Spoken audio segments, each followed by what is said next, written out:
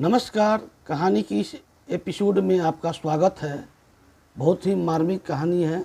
जीवन का उद्देश्य और सफलता का मतलब जीवन का स्पष्ट उद्देश्य होना चाहिए। हम अक्सर दूसरों के दोष देखने में से पहले उनके गुणों को पहचानना चाहिए।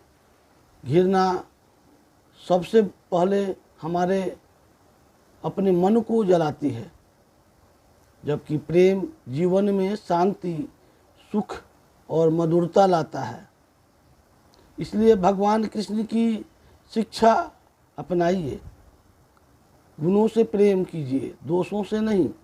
आइए अच्छी कहानी के माध्यम से जानें कि प्रेम क्या होता है, घृणा क्या होता है, गुण क्या होता है, दोष क्या होता है।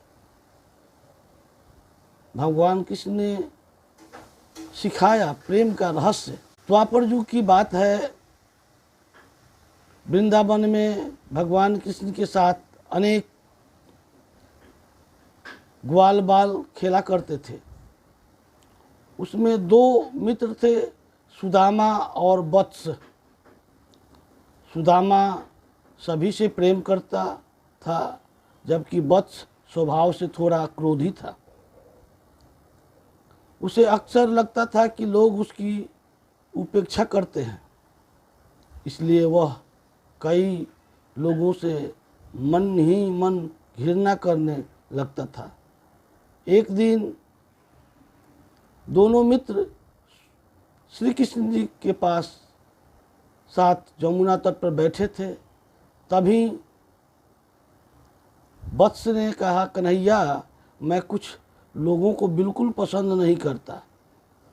उसके दोष मुझे साफ दिखाई देते हैं, लेकिन सुदामा तो हर किसी को प्रशंसा करता रहता है। भगवान कृष्ण मुस्कुराए और बोले, वत्स, क्या तुम बता सकते हो कि तुम उन लोगों से घृणा क्यों करते हो?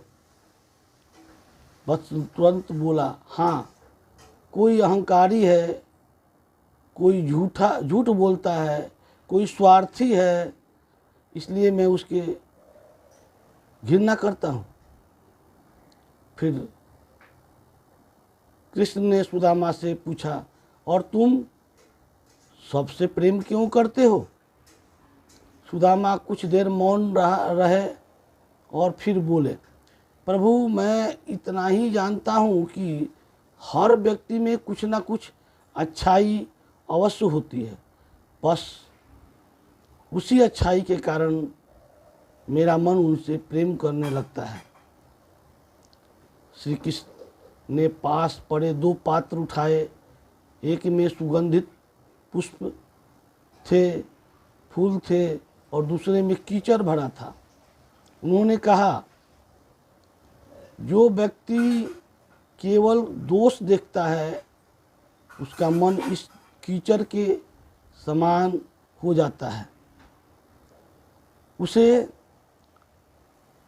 हर जगह गंदगी ही दिखाई देती है, लेकिन जो गुणों को पहचानता है, उसका हृदय इस फूलों की तरह सुगंध फैलाता है। फिर श्री कृष्ण बोले, वत्स, तुमने जिन लोगों से घृणा की, उसके दोष तो गिना दिए। अब बताओ, उसमें कोई एक भी गुण है? वत्स सोचने लगा। कुछ देर बाद बोला, प्रभु, सच तो यह है कि उसमें भी कुछ अच्छे गुण हैं। किसी में दया है, किसी में परिश्रम है, किसी में सत्य बोलने की आदत है, लेकिन मैंने कभी उन गुणों पर ध्यान नहीं दिया। श्री कृष्ण ने कहा, यही मनुष्य की सबसे बड़ी भूल है। घृणा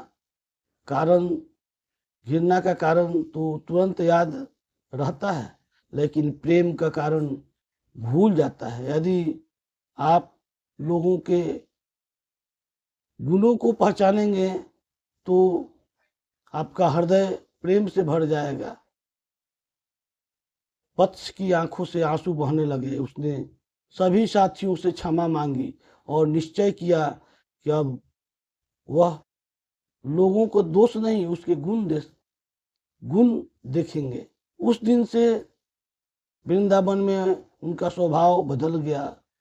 जो पहले उससे दूसरे दूर रहते थे वही हम उनके मित्र बन गए।